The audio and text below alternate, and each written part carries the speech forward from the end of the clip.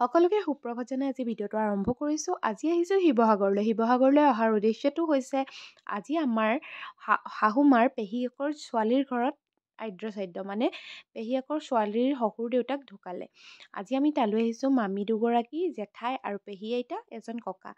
আজি মা পিছে নাহিলে দেই, আজি মাৰ দায়িত্ব মোৰ হাতত। আৰু এইফালে আমি গোটেইখিনি আহি পালোহি বাৰু সকামৰ ঘৰ।